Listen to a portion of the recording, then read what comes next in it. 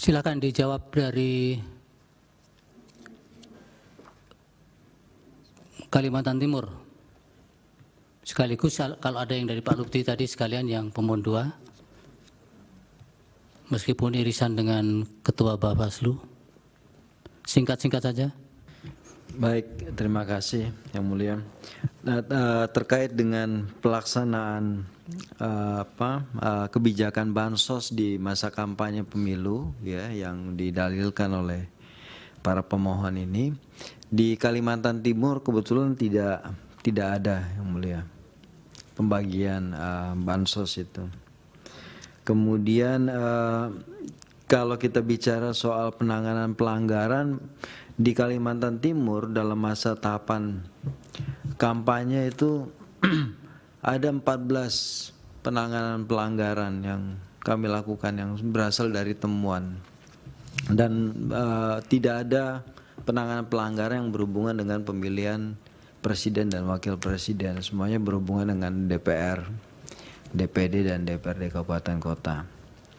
Kemudian dari yang semua terkait dengan Pak Jokowi, Pak Prabowo yang ditanyakan tadi juga tidak sepanjang masa kampanye praktis Pak Jokowi tidak ada aktivitas yang berhubungan dengan ini di Kalimantan Timur. Setelah pemilu baru kemudian ada beberapa agenda beliau di agenda Presiden Republik Indonesia di IKN begitu. Sebelumnya tidak ada. Sebelumnya tidak ada. Pak Prabowo pernah menjadwalkan kampanye, menghadiri kegiatan tokoh masyarakat dan tokoh adat, tapi kemudian batal. Jadi praktis di luar agenda kampanye Pak Prabowo tidak ada agenda selain itu. Apalagi? Kemudian kami pikir cukup. Cukup ya. Itu tadi memang yang disasar Ketua Bawaslu, tapi bawa-bawa Kalimantan Timur tadi. Pak Lutfi tadi. Pak Nurkolik, silakan. Baik, terima kasih Yang Mulia. Ada beberapa respon dari pihak pemohon 1, 2 maupun pihak terkait yang sudah kami tulis. Kami akan menjawab sependek yang kami tahu, alami dan rasakan. Yang pertama dari pemohon 1 berkaitan dengan pemanggilan kepala desa oleh Polda Jawa Tengah. Apakah ini menjadi bagian dari yang dijadikan temuan? Kami jawab tidak Yang Mulia, karena kami tidak menemukan adanya unsur keterkaitan dengan pemilu. Kemudian yang kedua, tapi ada itu kegiatan pemanggilan itu? Kami tahu dari pemberitaan di media Yang Mulia. Di mana dipanggil Pak? Kalau di pemberitaan di media disebutkan di Mapolda begitu Yang Mulia. Bukan di Karanganyar? Bukan. Beberapa yang terpanggil kalau baca, kami tahunya baca dari media itu ada dari Karanganyar begitu. Kades dari Karanganyar. Kok Bapak bisa simpulkan tidak ada kaitannya dengan kepemiluan? Karena dalam pemberitaan di media itu disebutkan berkaitan dengan penyelidikan kasus dugaan korupsi begitu Yang Mulia. Jadi tidak ada singgungan kepemiluan. Oke, 176 kepala desa ini? Dari pemberitaan di media iya. Begitu Yang Mulia. Oke, terus yang baik, berikutnya soal konsolidasi Kades di Temanggung, mungkin sedikit kami koreksi. Dari hasil penelusuran kami jumlahnya tidak sebagaimana disampaikan oleh kuasa hukum pemohon yang ratusan, tapi berdasarkan hasil penelusuran kami dan juga sudah kami sampaikan pada pemberian keterangan tadi, jumlahnya sekitar 50 orang kepala desa, dan ini sudah ditelusuri oleh Bawaslu Kabupaten Temanggung. Bahkan ini dijadikan temuan dugaan pelanggaran tindak pidana pemilu, kemudian diregister oleh Bawaslu Kabupaten Temanggung, meskipun dalam pembahasan akhir di Gakumdu yang terdiri dari Kejaksaan, Kepolisian, dan Bawaslu, unsur tindak pidana pemilu tidak terbukti sehingga dihentikan. Meskipun demikian, tadi sudah kami sampaikan Yang Mulia, ada unsur dugaan pelanggaran perundang-undangan lainnya, Undang-Undang 6 tahun 2014 tentang desa yang kemudian diteruskan ke PJ Bupati Temanggung. Ini bukan yang terkait dengan keterangan Bapak waktu tadi. Masih ada proses yang belum selesai di tingkat penyidikan tadi. Sudah yang mulia. Bawaslu Kabupaten Temanggung, tapi dari kuasa hukum pemohon menanyakan itu sehingga kami. Ini kasusnya sama ya? Sama. Yang diparakan itu? Betul. Jadi sudah ditangani tapi tidak temukan adanya unsur pidana. Pemilu, tapi unsur pelanggaran perundang-undangan lainnya dinyatakan terbukti. Dan ini bukan laporan, tapi hasil temuan pengawasan yang didapatkan dari proses penelusuran teman-teman Bawaslu Kabupaten Temanggung. Kami lanjutkan yang mulia. Bagaimana ditanyakan soal ketidaknetralan kades-kades. Ini sebagaimana diamanatkan dalam pasal 94 Undang-Undang Nomor 7 Tahun 2017 bahwa Bawaslu punya kewajiban melakukan pencegahan. Di Jawa Tengah, teman-teman kabupaten kota dan provinsi ini secara rutin mengirimkan surat imbauan pencegahan kepada kepala desa di seluruh wilayah, baik itu melalui kelembagaan asosiasi maupun apapun. Jadi upaya-upaya pencegahan yang dilakukan Bawaslu dilakukan dengan mengirimkan surat dinas pencegahan maupun sosialisasi terhadap jajaran kepala desa. Berikutnya yang mulia, yang berkaitan dengan yang ditanyakan asosiasi pedagang yang sudah dilaporkan ke Bawaslu RI. Perlu kami informasikan, tadi juga sudah kami singgung sedikit, bahwa kami dari Bawaslu Jawa Tengah menerima pelimpahan penanganan pelanggaran yang kemudian dengan terlapor dugaan tindak pidana pemilu dengan terlapor Menteri Perdagangan Zulkifli Hasan. Kemudian kita lakukan register, dibahas di Sentra Gakumdu, dilakukan register dengan nomor register, diregister pada tanggal 13 Februari 2024 dengan nomor register 001/rek dan seterusnya, yang kemudian pada prosesnya dilakukan penanganan pelanggaran. Dan hasil pembahasan akhirnya, ini sangkaan penanganan pelanggarannya adalah pasal 521 junto 280 ayat 1 huruf H dan pasal 523 Undang-Undang Pemilu. Dari hasil pembahasan akhir Gakumdu, unsur pidananya dinyatakan tidak terpenuhi sehingga oleh Gakumdu dihentikan. Berikutnya yang mulia, yang tadi ditanyakan berkaitan dengan kegiatan Kemendak RI di Surakarta, apakah ini juga dijadikan temuan? Perlu kami sampaikan bahwa kami mendapatkan informasi beredarnya video ini yang kemudian berdasarkan rapat pleno Bawaslu Jawa Tengah melakukan penelusuran. Kegiatan penelusuran terhadap aktivitas Kemendak RI ini, hasil penelusuran kami tidak ditemukan unsur pelanggaran tindak pidana pemilu dari aktivitas kegiatan tersebut sehingga tidak diregister menjadi temuan dugaan pelanggaran pidana pemilu. Kampanye caleg PAN, Fani Devita Putri yang mulia. Itu kalau ada pejabat yang tiba-tiba ke daerah berkunjung lalu ikut kampanye, Bapak cek nggak surat izin kampanyenya? Kebetulan itu pas hari libur yang mulia. Itu hari libur ya? Iya. Oke, itu satu. Yang kedua, kalau ada laporan tentang peristiwa yang dianggap pelanggaran pemilu, itu yang melapor harus mencantumkan pasal berapa yang dia langgar atau yang mencarinya itu Bawaslu? Mencantumkan yang mulia. Iya. Iya. Ini ada peristiwa ini. Iya. Lalu kemudian dilaporkan ke Bawaslu. Pelapor harus menentukan ketentuan yang dia langgar. Setidak-tidaknya uraian kejadiannya yang mulia. Uraian kejadian ya. Kalau ada laporan, uraian kejadiannya jelas, peristiwanya jelas, siapa yang terlibat di dalam jelas, lalu kemudian dasar yang dia gunakan untuk mengajukan itu salah, bagaimana sikapnya Bawaslu? Jadi sesuai dengan ketentuan yang ada dalam Perbawaslu 7 terhadap laporan, kami punya kewajiban melakukan kajian awal untuk memastikan keterpenuhan syarat formil material. Ya. Kalau kemudian syarat formil material belum terpenuhi, maka kami akan memberikan berdasarkan rapat pleno, memberikan waktu kepada pelapor selama 2 hari untuk memenuhi syarat formil material tersebut. Setelah itu baru kemudian diputuskan keterpenuhan syarat formil material itu untuk diregister atau tidak diregister, begitu yang mulia. Tidak ada ruang bagi Bawaslu misalnya ini ketentuan yang digunakan, asumsi perbuatan ini dasar hukumnya salah lalu Anda perbaiki dasar hukumnya, tidak boleh begitu? Boleh yang mulia. Boleh ya? Boleh.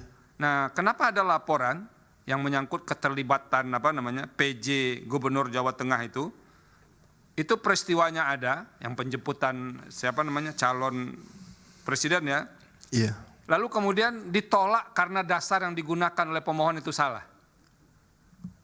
Jadi waktu itu hasil penelusuran kami yang mulia, Ya. jadi dari PJ Gubernur ini mengetahui faktanya kehadiran Pak Prabowo di Semarang itu adalah dalam kapasitasnya sebagai Menteri Pertahanan.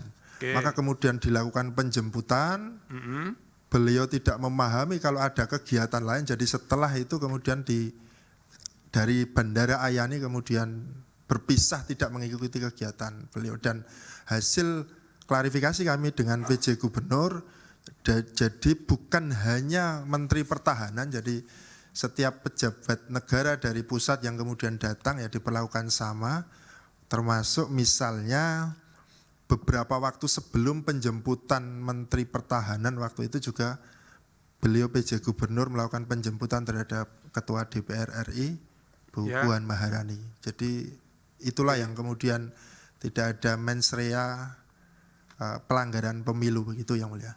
Jadi karena dia tidak tahu ya, dia menjemput itu dalam kapasitas sebagai Menteri Pertahanan. Menteri Pertahanan. Jadi Gubernur PJ Gubernur ya berkewajiban lah datang begitu ya. Karena beliau penjelasannya karena kami ini wakil pemerintah pusat di daerah sehingga ada pejabat daerah hadir harus dijemput, begitu yang mulia. Oke, lalu kemudian itu dianggap tidak memenuhi syarat formil atau material itu?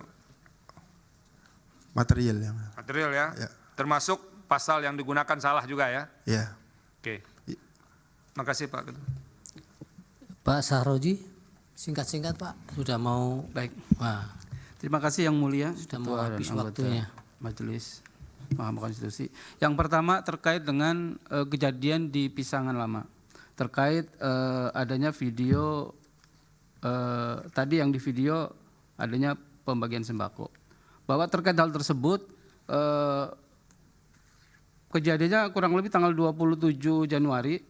Jadi sebelumnya memang ada surat pemberitahuan dari panitia, namanya panitia Tim Bison, itu untuk melakukan tebus murah atau bazar terhadap beberapa titik lokasi.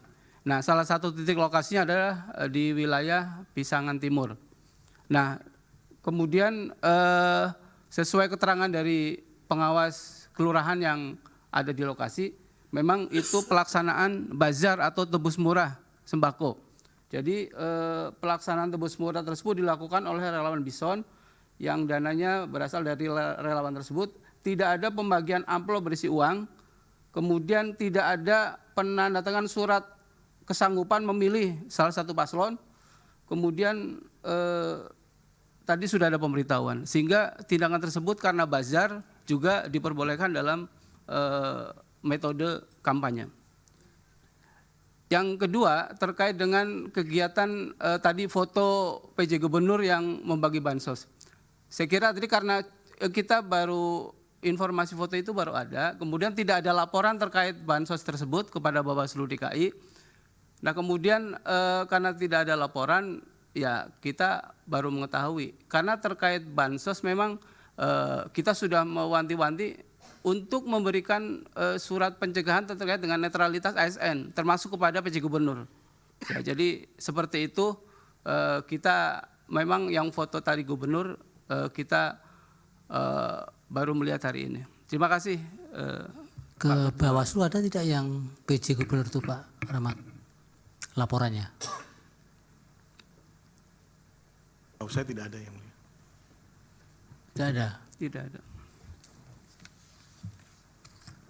Dari Pak Jaki, M. Jam-Jam. Baik, terima kasih yang mulia. Mohon maaf.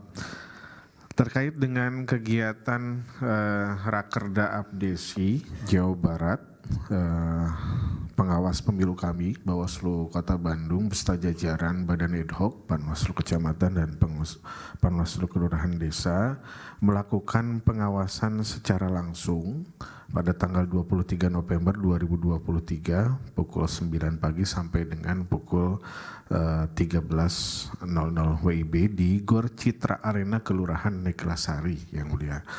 Nah, dalam kesempatan di kegiatan itu memang sebelumnya kita mengetahui bahwa akan ada kegiatan tersebut pada tanggal 20 November. Oleh karena itu Bawaslu Provinsi Jawa Barat merespon dengan membuat surat pencegahan atau surat imbauan terhadap potensi netralitas kepala desa dengan nomor surat 621-KJB-00-KJB-2 Ini juga ditembuskan ke PJ Gubernur Jawa Barat dan Dinas Pemberdayaan Masyarakat dan Desa Provinsi Jawa Barat. Ini sudah disampaikan oleh kita, Bawaslu Provinsi Jawa Barat, dan memerintahkan Bawaslu Kota Bandung untuk melakukan proses pengawasan secara langsung. Hasil LHP, laporan hasil pengawasan rekan-rekan pengawas pemilu kami, tertanda di nomor 247-PM-00.2.Romawi.2023 menyatakan bahwa dalam kegiatan tersebut rekan-rekan pengawas kami memotret kegiatan tersebut dan menyimpulkan bahwa tidak ada pemaparan visi misi, tidak ada pembagian bahan kampanye atau bahan sosialisasi atau yang kaitannya dengan citra diri dari Capres 02, Yang Mulia. Yang ada adalah hanya pembagian buku kepemimpinan militer Bapak Prabowo Subianto dan snack. Itu yang bisa ditemukan oleh rekan-rekan pengawas pemilu. Nah, oleh karena itu LHP tersebut diteruskan untuk dikaji secara hukum dan kesimpulan rekan-rekan Bawaslu Kota Bandung tidak menemukan unsur kampanye, unsur pelanggaran pada tindak pidana pemilu. Demikian Yang Mulia. Baik. Dari Ketua Bawaslu ada yang mau disampaikan? Terima kasih Yang Mulia, karena saya ditanya terus, maka saya harus jawab Yang Mulia. Dari penjelasan teman-teman yang tadi dijelaskan baik 6 komisioner Bawaslu Provinsi, maka dapat diambil kesimpulan sebenarnya bahwa Bawaslu tidak kemudian mereduksi kewenangannya dalam hanya beberapa pelanggaran. Jenis pelanggaran pemilu itu ada 4 Yang Mulia. Pertama, pelanggaran tindak pidana pemilu, pelanggaran administrasi pemilu, dan juga pelanggaran kode etik penyelenggara, dan juga pelanggaran peraturan perundang-undangan lainnya. Itu yang ada dalam Undang-Undang 7 tahun 2017. Kemudian sengketa proses juga telah kami lakukan. Makanya kami harus sampaikan bahwa pengawasan itu adalah dua kegiatan dalam Undang-Undang 7. Kegiatannya apa? Yaitu pertama adalah pencegahan dan kedua adalah penindakan. Penindakan ada 2. Pertama penanganan pelanggaran dan kedua adalah melakukan sengketa proses administrasi. Itu yang telah kami lakukan pada beberapa pemilu kali ini. Dan kemudian Yang Mulia, kami harus sampaikan bahwa unsur kampanye menurut PKPU itu ada 3 unsur dan Undang-Undang 7 tahun 2017. Jadi kemudian kalau harus jadi temuan itu juga tidak bisa. Jika kemudian tidak bisa memenuhi unsur kampanye, maka tidak bisa kita tindak lanjuti Yang Mulia. Pertama, unsur kampanye dapat kami sebutkan bahwa untuk pelajaran teman-teman pemohon, adanya tim kampanye, peserta pemilu, dan juga atau tim pelaksana yang tunjuk dengan menawarkan visi misi, dengan melakukan ajakan, menawarkan visi misi, program, dan atau citra diri. Dan ini sudah disampaikan oleh KPU dalam beberapa keterangan KPU dalam hal semenjak ini di tahun 2017, semenjak undang-undang ini lahir, KPU menyatakan bahwa harus terpenuhi kumulatif dari 3 unsur tersebut. Sehingga kemudian jika ada hal-hal yang berkaitan dengan tindak pidana, berkaitan dengan kampanye, itu agak sulit kemudian untuk ditindaklanjuti ke dalam tindak pidana pemilu. Itulah yang kemudian terjadi di Bawaslu dari mulai tahun 2017-2024 ini yang mulia. Dan dapat kami sampaikan, terkadang ada perbedaan pendapat antara Bawaslu dan juga teman-teman polisi dan jaksa. Misalnya dalam beberapa pasal itu harus baru terbukti, misalnya meningkatkan materinya terbukti, baru kemudian bisa baru bisa ditindak pidana, bahwa harus ada kejadiannya yang menguntungkan, yang jelas ada faktanya menguntungkan, itu baru bisa tindak pidana. Itu yang kadang-kadang ada delik formil dan material, itulah yang kemudian yang terjadi perbedaan di Badan Pengawas Pemilu. Tapi dalam beberapa hal kasus tindak pidana juga telah berhasil dilakukan oleh Badan Pengawas Pemilu. Jadi tidak benar bahwa Badan Pengawas Pemilu itu pilih-pilih. Dan kemudian mengenai bagaimana pertemuan antara Pak Presiden dengan Pak Menhan, itu juga agak sulit. Kalau yang bersangkutan melakukan kampanye itu baru bisa kita tindak lanjuti. Tadi seperti yang dinyatakan oleh Bawaslu Provinsi, seluruh Bawaslu Provinsi, ketika ada kegiatan kepala negara ataupun pejabat negara yang berkaitan dengan yang kemudian ada yang bersangkutan adalah peserta pemilu ataupun masuk dalam partai politik, maka teman-teman itu melakukan pengawasan. Banyak yang bisa diawasi oleh kami, banyak juga 1-2 yang memang tidak bisa terawasi dengan baik. Namun kami bisa menyatakan misalnya pertemuan dengan Pak Presiden dan Pak Menhan, itu masalahnya di mana, itu juga jadi persoalan. Kami tidak bisa, ini rasa-rasanya melakukan kampanye, rasa itu tidak bisa diadili dan rasa itu tidak bisa kemudian kami juga lakukan. Kalau misalnya Pak Jokowi melakukan, dia peserta pemilu atau bukan, tim pelaksana atau bukan, dia menawarkan atau mengajak pilihan, itu yang kemudian baru bisa ditindak yang mulia. Itu yang harus kami sampaikan. Makanya walaupun demikian kami tetap melakukan surat imbauan kepada Pak Jokowi kepada Pak Presiden Republik Indonesia untuk melakukan pencegahan terhadap menteri-menterinya ataupun yang berafiliasi dengan partai politik agar tidak menggunakan program pemerintah untuk kepentingan peserta pemilu atau kepentingan partai politik.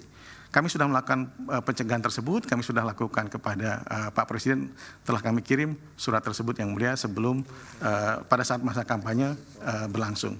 Dan juga kepada kepolisian dan Panglima TNI juga kami sebutkan, kami sampaikan untuk melakukan memperlakukan netralitas TNI dan Polri dalam masa kampanye dan dalam masa pemilu ini yang mulia. Jadi kami sudah melakukan fungsi pencegahan dan juga penindakan yang insya Allah telah kami bisa lakukan pada momen pemilu tahun 2024 ini yang mulia. Terima kasih yang mulia sebagai penjelasan karena kami ditanya oleh teman-teman pemohon 01, perkara 01 dan perkara 02. Dari hakim masih ada yang cukup? Baik, tapi memang kenapa Pak Rahmat Bagja kalau menjawab aduan kadang tidak ada konsistensi, keseragaman, soal tidak keterpenuhan syarat material misalnya. Kenapa tidak diuraikan material itu apa? Sementara tadi dicontohkan pemohon 1 di Medan, ada uraian tentang syarat material yang tidak terpenuhi itu apa. Ini kan harus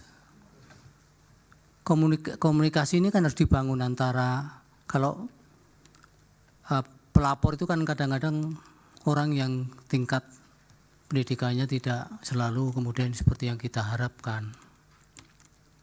Apa jawaban Bapak? Apa sosialisasi yang kurang, BIMTEK yang kurang di internal Bapak atau bagaimana?